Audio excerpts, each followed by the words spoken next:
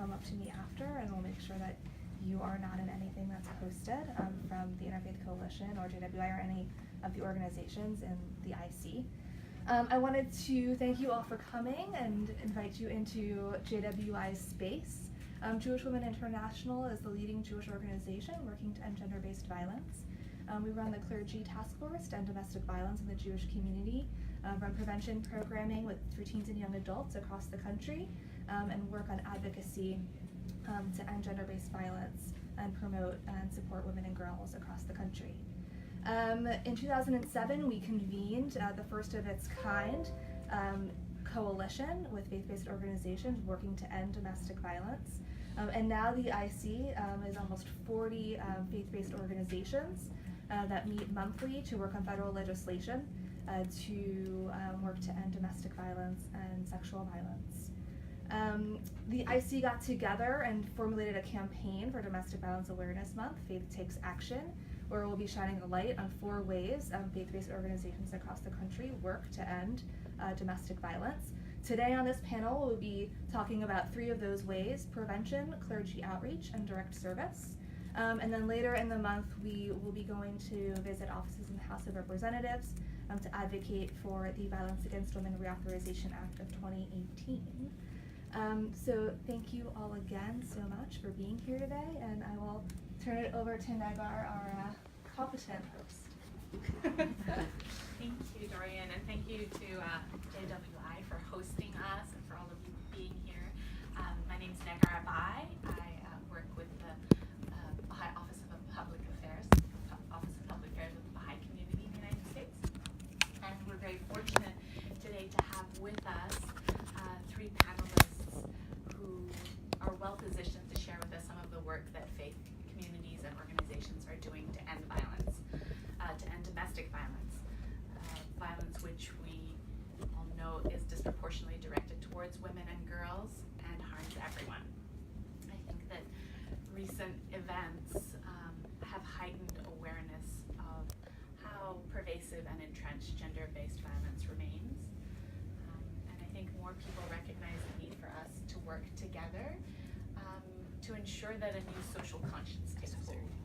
A social conscience that will make even the mere expression of condescending attitudes towards another human being, let alone physical violence, a source of deep shame.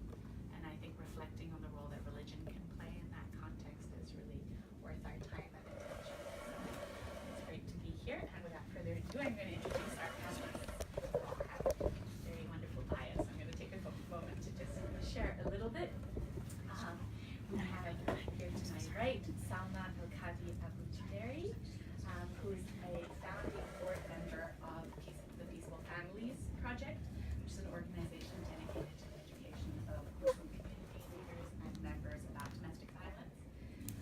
Salma provides workshops and develops resources that touch on mental health issues, domestic violence, and healthy relationships. She's a co-author of several books, including a brief guide for helping professionals that's entitled What Islam Says About Domestic Violence. And Salma is also a licensed professional counselor in private practice, working with individuals and families and integrating spirituality and faith. So it's great to have you. And we have Tova Zim, who is the Victim Advocacy Coordinator for the Jewish Coalition Against Domestic Abuse, otherwise known as JCADA.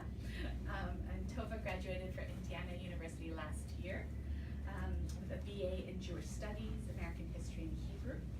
And then after what she describes as sort of a life-changing internship with JCADA's AWARE program, she returned as an outreach intern, and then as the first victims advocate, and is now expanding the advocacy program.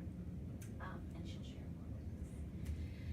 And then last but certainly not least, we have Jenna Barnett, who leads the Women and Girls campaign at Sojourners, a Christian media and advocacy organization that encourages people to put faith in action towards social justice. And Jenna will tell us more about the work the Women and Girls campaign does, but it includes combating domestic and sexual violence in the context of the church through clergy outreach. And before Jenna joined Sojourners, she worked for the International Rescue Committee and was a peace writer for the Women Peacemakers program of the Joan B. Kroc Institute for Peace. for being with us today. We have a few questions that we'll have panelists engage with and share with us, and then we'll open it up to the audience for some more questions. Hopefully allow for a good amount of time for that to happen. Great. So maybe we can start, we could go down and have each of you share some of the work that you're doing with respect to prevention, engaging religious leaders and direct services. And also in that context, if you could share how you see religion informing that work. Well, I want to start by thanking JWI for hosting us here and for hosting the Interfaith Coalition, which has been a great resource for all of our organizations and helping us to do our work better. So Peaceful Families Project focuses on domestic violence prevention in Muslim communities, and our training and education is grounded in Islamic teachings and Islamic values. And the idea is that when we teach people from a place that resonates with them, from within their value system, within their faith tradition, that the education will be a lot more powerful, and that there's more of an incentive to change attitudes if it's sort of if the information is already resonating with the person's belief system. So we emphasize the values of justice and peace and mutuality in relationships and gender equity, and we focus a lot on training imams who are the Muslim clergy, and you know, in all faith traditions, the first responders are often clergy, and across faith traditions are often not trained in domestic violence, and so we provide professional development for the imams.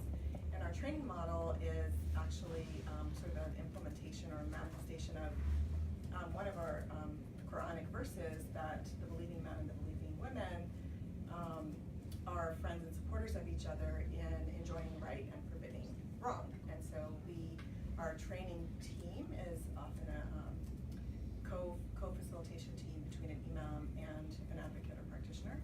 And so we're modeling sort of this working together, men and women, to end domestic violence and to change attitudes. So we train clergy, we train community leaders, we provide healthy relationship workshops for couples and singles, and we also provide cultural sensitivity training to providers who work with Muslims so that they can have more effective service delivery if they're understanding kind of the important cultural values and religious values. So it's kind of in a nutshell what we do. So I work for the Jewish Coalition Against Domestic Abuse. We're in Rockville. We also have an office in DC, and we just expanded to Northern Virginia as well. So we're a nonprofit. We serve victims of domestic violence, sexual assault, rape, stalking, elder abuse. We are a Jewish agency, but we serve everybody regardless of faith, background, gender, sexual orientation. All of our services are free. So we have clinical services, legal services, and victim advocacy. So the clinical piece is therapy. So we don't have a cap on therapy. So some of our clients stay with us for 8, maybe 10 years, maybe longer. A lot of our clients have been with us for a very long time. We have free legal representation in peace and protective order hearings. And then victim advocacy is my role. So it's sort of case management mixed with a lot of other pieces, but it's just about helping clients meet their needs to the best of our ability, whether that's financial assistance, housing assistance, helping somebody move to a shelter, accompanying somebody to court, and offering them emotional support. It's a lot of moving pieces. And then we also have a program called AWARE, which is our prevention effort. So we offer workshops to high school and college students on healthy relationships, domestic violence, and then we have a workshop called Healthy Friendships for our middle school students. And then we do an outreach program as well to clergy throughout the greater DC area. We train mostly rabbis, maharats, other types of Jewish leaders, but we've expanded into other faith communities as well. Just doing trainings, what is domestic violence, how do you respond to it when a congregant comes to you with a personal story. So that's sort of the work that we're doing. So a lot of what we do is asking rabbis to give sermons, taking a moment of silence during different parts of davening, different parts of prayer, to help create a safe space within their religious communities. So that's kind of in a nutshell what we're doing. So I'm here speaking more to the clergy outreach, and Sojourner is as well equipped to do that because we're both a media and an advocacy organization. orientation, and we really try and have our Christian faith be both what motivates and sustains our work, and our work combating domestic and sexual violence in the church and through the church is no different. For the theology that helps guide this work, for me it really boils down to this. Jesus is someone who understands abuse through the cross, but didn't let that be the end of the story. There's liberation in the resurrection, and Jesus would want that for people in abusive relationships as well. So we have a God who can empathize and who understands suffering, but even more so wants their liberation, just as he experienced. And through that, we lift that up through storytelling, but I want to zoom in on 2 actions that we've done in the past year that have been really helpful and informative. The first is a national survey of 1,000 pastors on domestic and sexual violence, and this really comes from the belief that if you want to help shape a landscape, you really should understand it first. So at first in 2014, we partnered with IMA World Health, and We Will Speak Out to survey 1,000 pastors on their attitudes and actions around domestic and sexual violence. And then we just did a follow-up this summer. So uniquely positioned us to see, with all that's been happening in the past year with Me Too, how far we've come and how much we've changed. And the good news is that in every way possible, there is improvement. So more pastors are acknowledging domestic and sexual violence as a problem.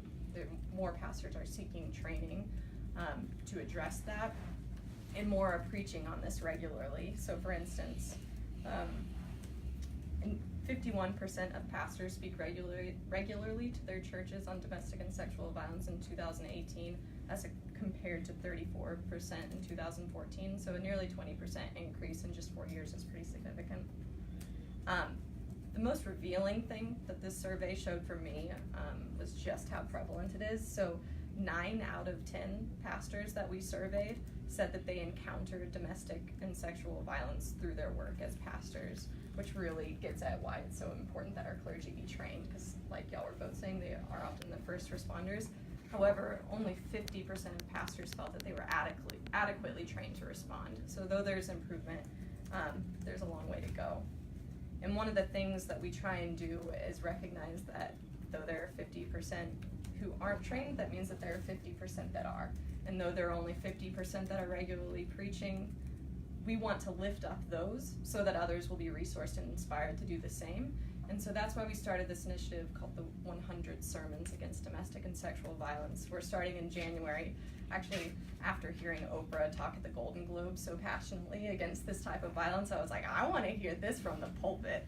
And so knew that there were preachers out there doing it, and again wanted to really shine a spotlight on them so others could see what it sounds like and be motivated to do the same. So actually last week we launched all 100 sermons, and they came from 28 different states, 3 different countries, and 20 different Christian denominations. So the geographical and theological spectrum that is displayed through these sermons is really inspiring. Great, thank you so much. I think that thinking of the constructive role that an influence that religion can have, both rooted in sort of principles and values that speak to the sacredness and dignity of the human being, the partnership, men and women, and the liberation of the human spirit that's possible is really valuable, and then how that translates into concrete action and understanding. And this is complex work with many dynamics at play, and so I was wondering if you could also speak a little bit to some of the experiences of survivors in the community, as well as sort of some of the obstacles that you have confronted in your work. We can, yes, we should. That works. Always poor Jenna's gonna keep going. I just realized that.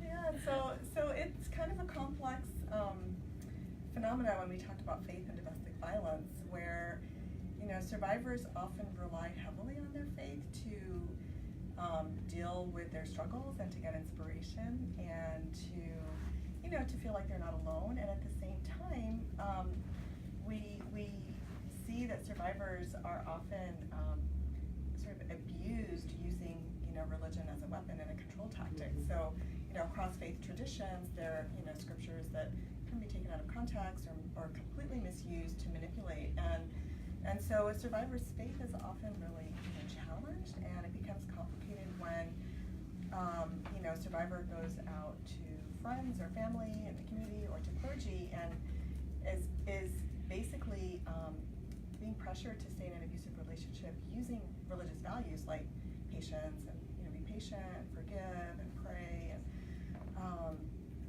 and so this can of course wear down a survivor's faith, and also I think it's pretty common for survivors to question where was God when I was praying, and how come God didn't stop the abuse, right? And so people can often have kind of a spiritual crisis, and so for us it really reaffirms the work that we do at Peaceful Families Project to help people reconnect with the teachings and the text and the underlying sort of intention, like the underlying objectives of our teachings, which are really about promoting preservation of life, human dignity, peace and safety. And so, it kind of, we try to help people reconnect with those teachings in a way that supports people's well-being, as opposed to when the teachings are kind of misused and end up supporting or enabling abusive relationships to continue. So it's really an opportunity because faith is often so important to survivors, Muslim women survivors and women and men survivors of other faiths, but it's challenging, right? So we encourage people to think critically and to question, not just to kind of swallow what they may have been taught traditionally, but to really look at the text and examine their relationship with the text and their relationship with God as the creator and the sustainer and the just, and to kind of reframe and recontextualize what's going on in the abusive situation so that they can move towards safety and healing.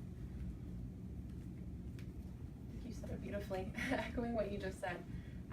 One thing I hear a lot from our clients when they go to clergy and tell them what's going on, there's a concept in Judaism called Shalom Bayit, peace in the home, and especially in the Orthodox Jewish community, I've heard a lot of clients tell me, well, I told my rabbi and he told me, well, Shalom Bayit is in the hands of the woman. It's the woman's role to preserve peace in the home. So what are you doing wrong? What can you do differently to preserve this marriage? So sort of, combating that misuse of that concept is a big piece that we're working on. And I think for a long time, the beginning of my work, I focused a lot on the barriers that Judaism was creating and the challenges, but as we're talking about in these interfaith coalitions, it's also good to reverse that and, how can these customs and these laws be used to help survivors? So we talk a lot about, how do we help rabbis, how do we help religious communities create safe spaces? So we've, since this is Domestic Violence Awareness Month, the synagogue I belong to hosted a Purple Shabbat this past Shabbat. So we put the purple tablecloths down, and I was asked to give the sermon, and so I spoke a lot about my personal experiences that led me to this work, and just being with a community that listened and welcomed my story was really powerful. And I kind of realized in that moment, this is what we should be doing. This is how we create safe spaces, by asking congregants to speak to their communities, and through the survivor stories, transforming clergy's perspective, because I think the trainings do a lot, but also those personal stories and one-on-one discussion has been very effective through what I've seen. Yeah, building off of what both of the panelists were saying, there are scriptures where if you don't use just so much caution and context can be used to promote a kind of marriage that has a dangerous power dynamic within heterosexual relationships. So just having thoughtful and thorough analysis of those texts is important. And then another obstacle I see is churches that prioritize preventing divorce rather than preventing violence, and I think that is really misguided priorities that mirrors some of the things we've seen of Christians in the news prioritizing the reputation of charismatic men over the reputation of vulnerable people, which I think is pretty antithetical to our religious values. I'm thankful that I think all of our traditions have lamentation as something that is in our toolbox, because I think it's needed to acknowledge all of the obstacles and challenges that exist, but thankful that we also have hope so that we can move forward from here. Another obstacle I've seen specifically with clergy outreach is people who are passionate about this, but it is a very sensitive topic, and so because they're so scared that they will say the wrong thing, they say nothing. So I wanted to read just two sentences from one of the sermons that we highlighted. This is from Reverend Anna Ernst. She says, "These are uncomfortable topics. Perhaps even more of an uncomfortable situation would be one in which we left all these topics unaddressed, without any faith perspective to share with which to consider them." You've all spoken so articulately to the way that really there are these spiritual resources that we can draw on, but then also there can be sort of certain interpretations that limit, and that at work I sort of heard in everyone is kind of this false dichotomy that I don't think the spirit of any of the faith traditions really reinforces, but that somehow surfaces, which is this false dichotomy between unity and justice, or maintaining peace and justice, when in fact a more profound understanding of what that cohesion and unity and peace is demands justice. And so I think that all faith scriptures really speak to that, and it was interesting how it came out in your comments. And I think that in the work that you do, it's clear that social change needs to happen at the level of individuals, of families, community, institutions, and that takes long-term commitment. So I think it'd be valuable for us to hear what it is that sustains your action over time and in the face of inevitable crises. And then also, given that domestic violence is often understood as a private affair, like, what is the role of community in that context? And maybe to mix it up a bit, Tova, would you like to start? And then we can go to Jenna and end with you, Sama, if that works. Yeah. It's a tricky question, and it's a lot to unpack. There's a lot going on.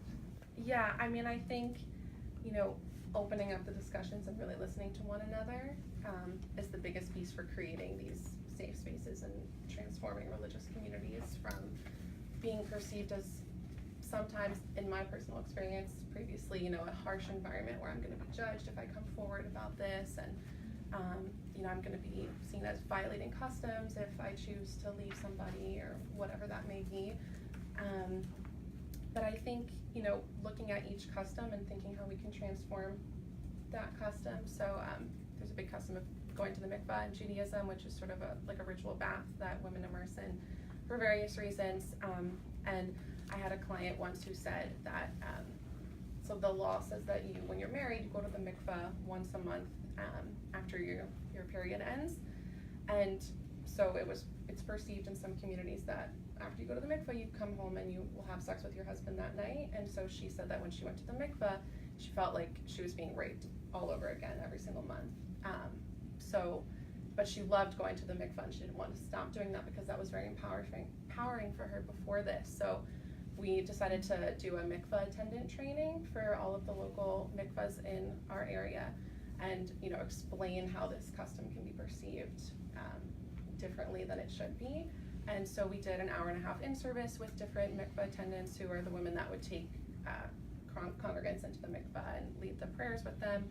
And it was very eye-opening for them to kind of see a different perspective. So that was very empowering for me to help people in the community sort of use this law that was seen as a weapon to a lot of people and turn it into something empowering. And I think just sitting with a lot of my clients who are very religious and very spiritual, and who have been able to overcome trauma without losing their faith, and without backing off on their observancy, has really sustained me in this movement, because I went through a period personally where I really backed off from my religion because I felt like it had been used as a weapon against me. But to meet other people who haven't given up on that and who have been able to avoid channeling their anger at their religion is really keeping me in this movement.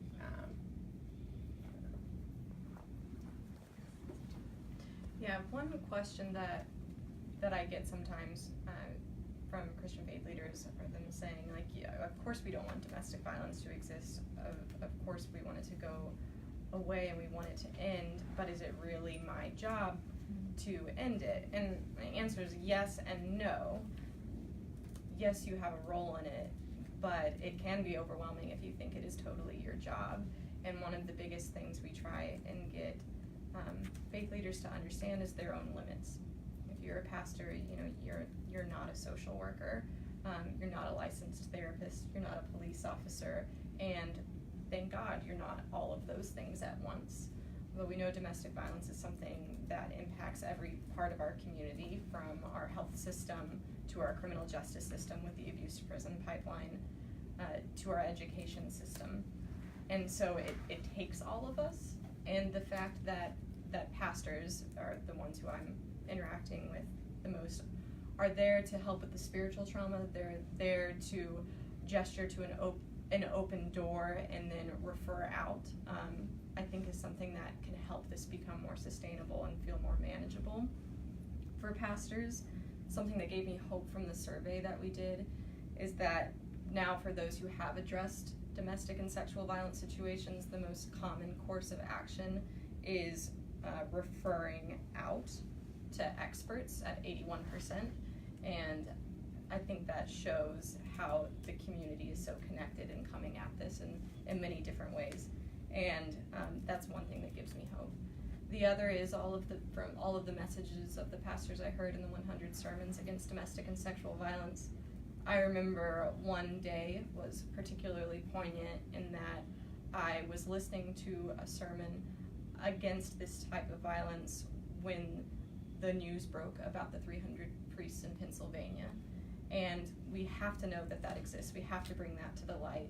I think the only way that it can be sustainable and for that to not just overwhelm us is to have other pastors interjecting that hope and saying that happened, that is not in my name and not in the name of my religion. So I'm listening to both of you, and I'm thinking about like the systemic nature of domestic violence, and also the way that it intersects with things like clergy abuse. And really, the only way that we can make real change is like the work of the coalition. Like, we're all working together. We're working across faith traditions, and we're also, addressing the needs of the individual, the needs of our leaders, the needs of our communities. And we can't, like, if we're only focusing on one of those pieces, we're not really going to get that systemic change. So, as somebody who's been doing this work for about 20 years, I can notice sort of my own journey, sort of that initially was fueled by anger, a lot of anger, and over the course of time has shifted. So anger still exists when I hear, any kind of, abuse, and especially when it's like a widespread, issue. And then the compassion that I've since developed for our clergy who are trying to address a problem that they aren't prepared to address in most cases. And when we do our imam trainings, I've also seen sort of the growth in the recognition that they need the training.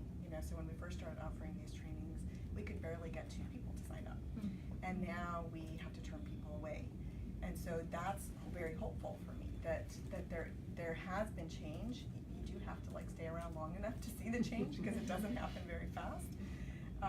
But even listening to the results of your survey, so just hearing the growth and the number of sermons that are being given. So that's very hopeful. And then for me, what sustains me also is being connected to people who are doing the work, so that I'm not alone doing this work, you're not alone doing this work. And sometimes it can feel like we're very isolated in doing the work, and when there's so much bad news, it can feel so overwhelming. How are we ever going to make a real dent in this? And yet we are. We're chipping away at this little by little. Everybody's doing their piece of the work, and it is making a difference. And we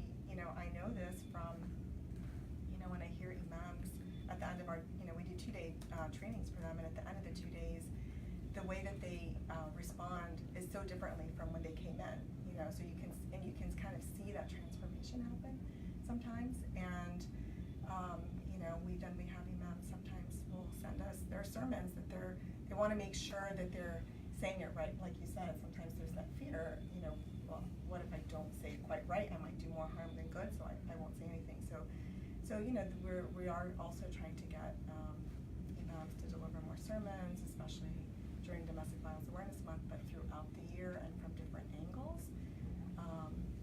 And slowly that change is happening. And you know, it's always something that I remind myself that anyone who's ever made a societal change or societal difference had to work really long and hard to get there.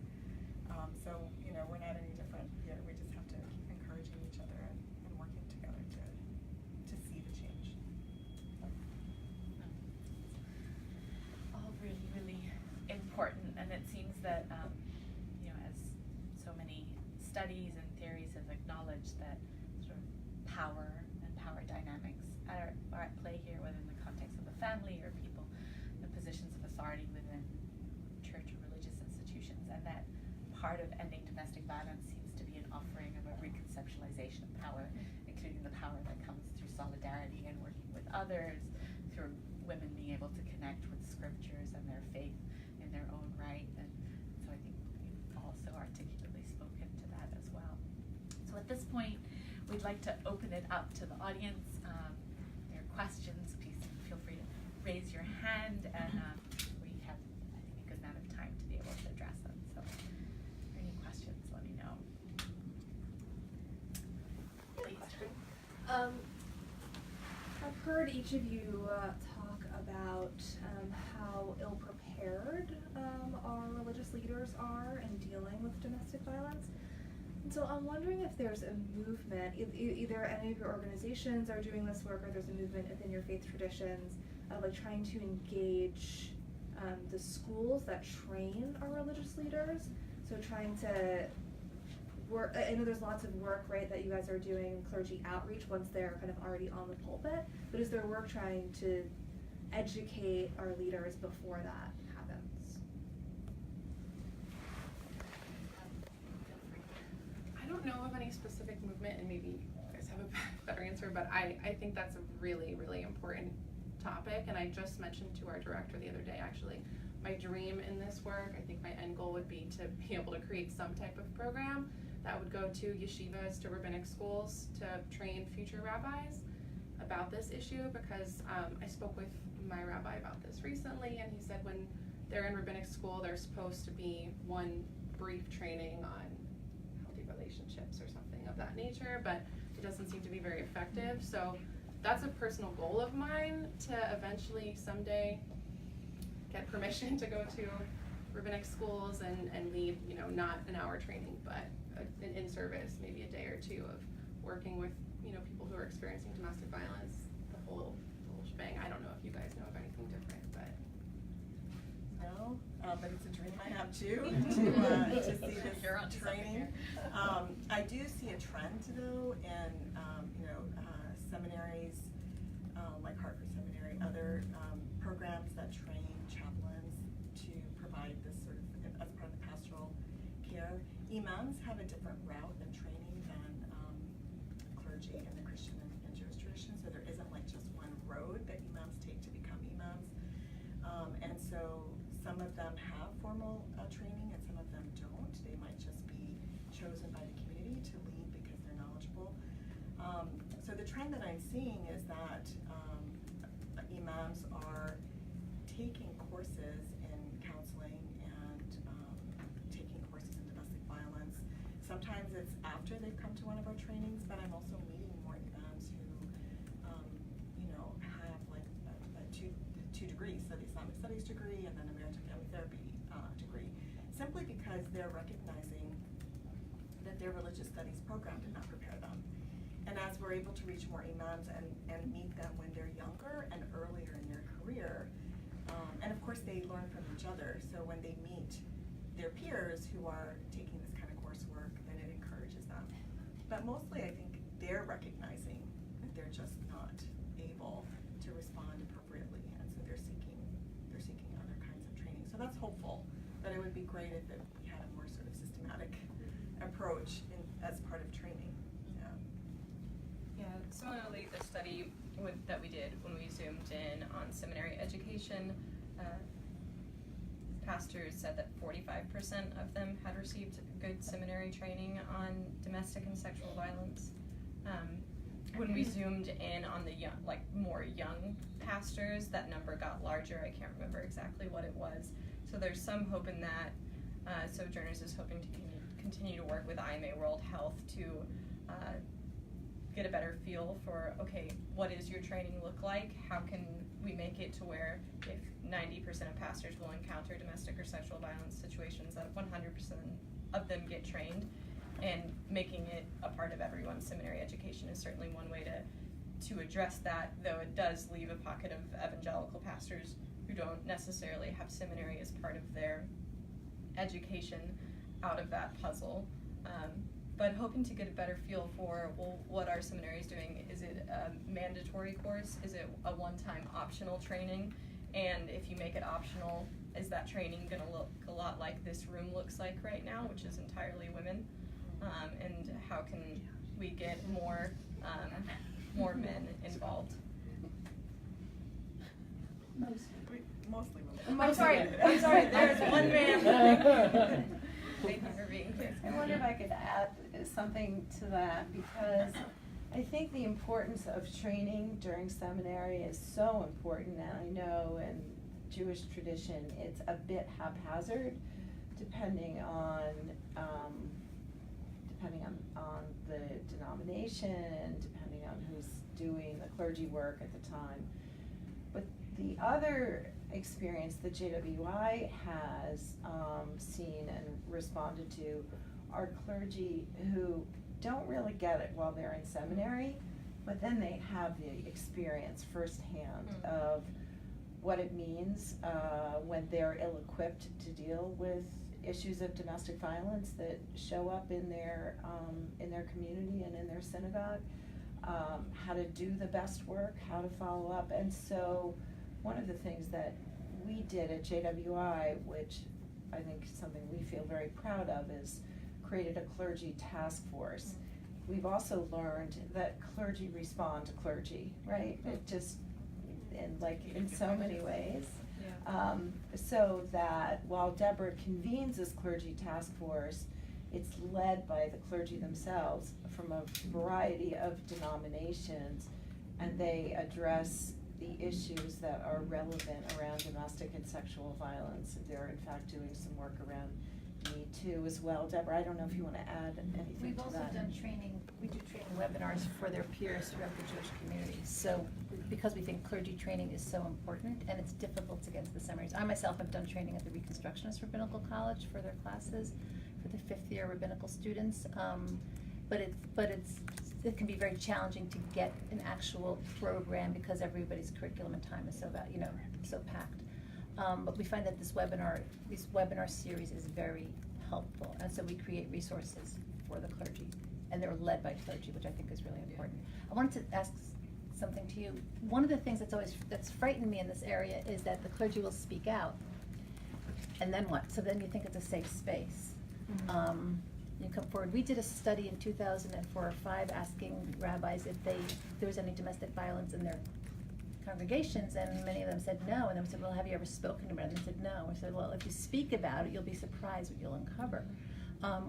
Which turned out to be true, but then my fear was, okay, so then the rabbi or cantor, somebody speaks about it, and then some woman comes forward, and then he or she says something that's life-threatening, right? So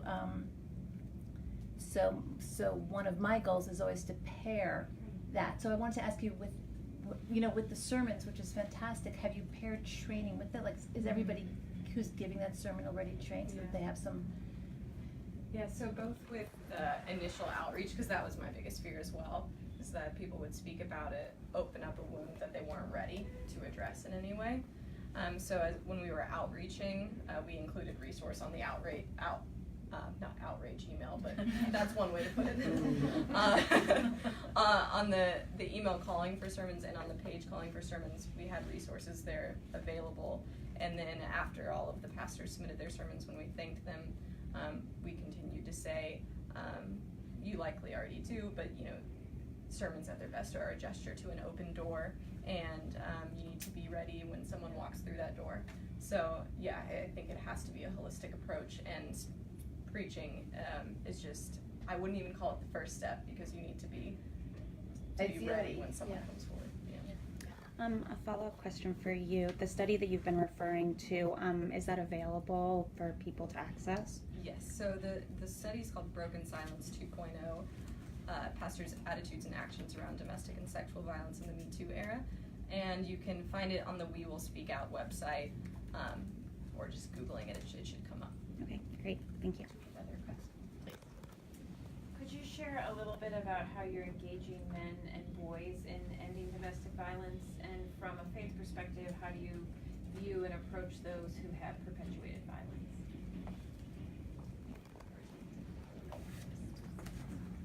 Can I add something onto that? So within the space of congregations, also I know many congregations will have distinct youth groups where the pastor or the imam or the rabbi or so could also engage youth, boys and girls. And as we know that violence and abuse relationships can definitely start manifesting once young boys and girls start hitting that age of things start changing in their middle school and so forth. How do you message, or maybe has your word thought about how to train ministers? Sometimes they want to leave it to the responsibility of the parents or so, right? But how do we think about engaging young boys and so through the laity at that young age, maybe through these specific spaces? If we can't promote these healthy relationships within the sacred space of the congregations, how do we expect them to live their lives as good Christians, Muslims, and Jews out in open secular spaces? Okay, so a question about how engage men and boys, and then in particular youth, generally speaking, and then also sort of what, from a faith perspective, how we think about perpetrators of violence. So that's like 3 questions in one. Yes. And with a bang. So I mean, I can talk a little bit about what we do and our perspective from the Islamic perspective. But since our training model includes partnering with imams, and imams are for the most part men, and so we've already got that built into our model that we're working collaboratively, and we continue to try to engage our leadership as well as community members, because we firmly believe that we can't end domestic violence if only half of the world, the women, are working on this issue. So we need everybody to work on this together. So we're always partnering. And in our programming, we make sure that we are addressing the abuse that happens to boys and men as well. So with the clergy abuse, it affects so many boys. And domestic violence affects boys who are growing up in violent households. And so, we really try to have more of a holistic approach, and then recognizing that when we're addressing perpetrators or working, with families who have been affected by perpetrators who are male, that the whole family is affected, and those children, they still need a father, and so we want to address this in a more holistic way, rather than sometimes it feels like we have a victim focus or a perpetrator focus. We have a family focus, and I think that's a little different because it is informed by our faith. In terms of how we view a perpetration, it's from our perspective, it is for any kind of violence is a form of oppression and injustice, which any Muslim off the street is going to agree that that's not acceptable in our faith. And so when injustice is committed, or oppression, or any form of abuse, then it's a sin. So it's a crime. It's often a crime. It's also a sin. And there's a process for coming back from committing a sin. So when you harm another human being, and you need to repent, that repentance includes feeling remorse, asking forgiveness from God, stopping that behavior. In other words, you've got to learn how to behave differently, and making reparations to whoever was harmed, and getting forgiveness from the person that you harmed. So it's it's a complex process. Unfortunately, you know, people often stop at, okay, well, he expressed remorse, so now we're gonna give him another chance. But our model, the Islamic model, is actually this whole package. All the pieces have to be there. And then, you know, if a person has gone through all of that, and there are consequences. If you violate someone, then there's consequences, punishment, accountability, and after all of that, if a person is able to, you know, repair themselves, repair the damage, there's room for that person to come back. That doesn't happen very often, as we know. Even, you know, people who go through matters intervention programs, you know, that we have a very high rate of recidivism. But from a spiritual point of view, there is space for this person to come back and reconnect spiritually, not necessarily with the victim survivor, but to be back in the community space. And so it's a hopeful model. I think we need our religious leaders on board and more on board, and our communities more on board to help us take people through that whole process. That's maybe a long answer to your question of how we view this. Yeah. Did you have thoughts, Jen? Yeah, so as far as engaging men and boys, a lot of the work that we're doing around that is geared towards youth at my agency, through this AWARE program that we have. And just, I think this year was the first year that we recreated stories just for boys.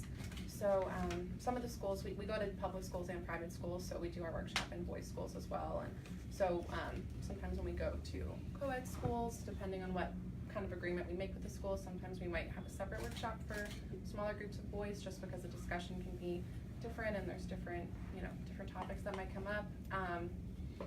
But as far as the clergy piece goes, similar to what you were saying, so every Jewish community is different, but most of what I'm doing is in the Orthodox community, just because that's the community I come from, so that's where I'm focusing on. So most of the leaders are men. So we have a clergy board of rabbis, and they're all men that I'm working with right now. So just sort of, you know, working on that education piece and helping male clergy educate other male clergy, sort of where we're at right now with that.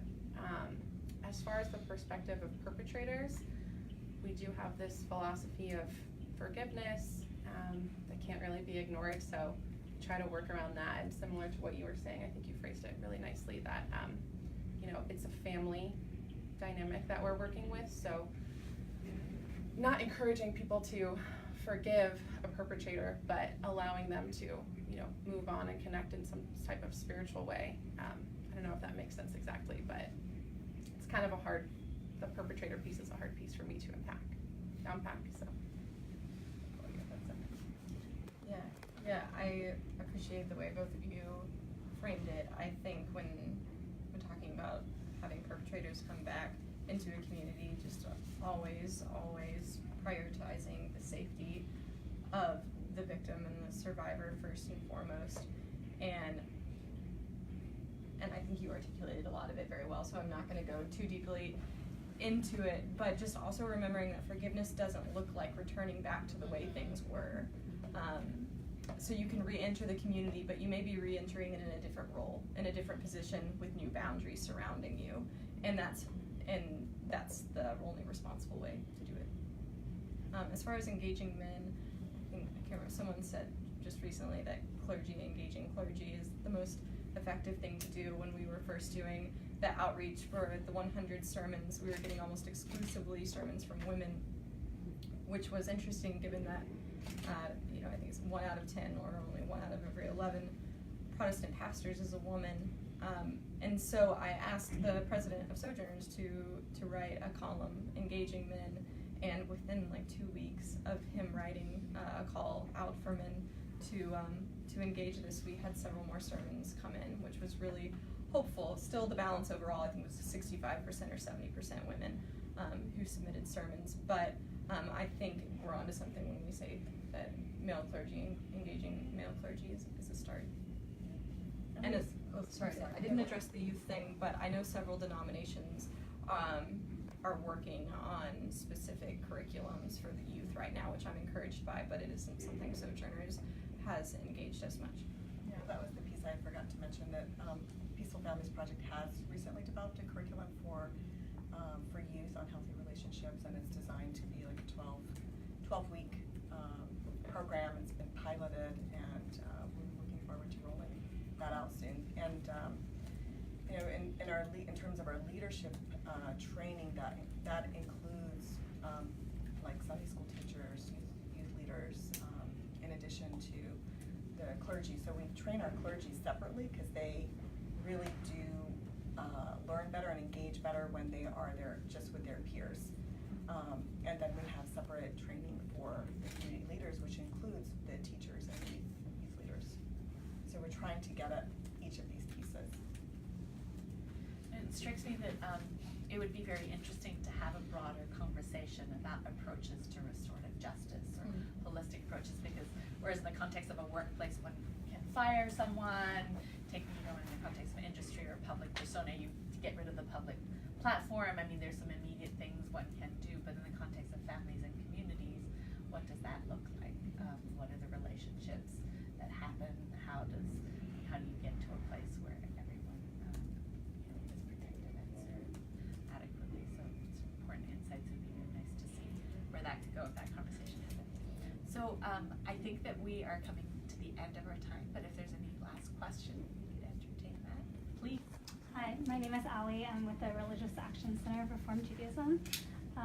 So you all kind of touched on the systemic nature of intimate partner violence, and I'm curious what we as a faith community can do to make sure that all of this great work that's happening on the pulpit, on the bema, behind closed doors doesn't occur in a vacuum, and how we can affect a whole culture change beyond our religious institutions.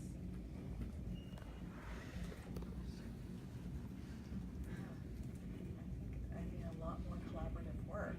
So, we often work within our communities, and even Peaceful Families Project, we work within our community, but then we also try to engage with the service providers who may not be within the Muslim community. So part of every workshop that we do, we're inviting the providers who may not be Muslim into the community, and we're trying to build these bridges all the time, because we have to work collaboratively, right? And so it's making a very intentional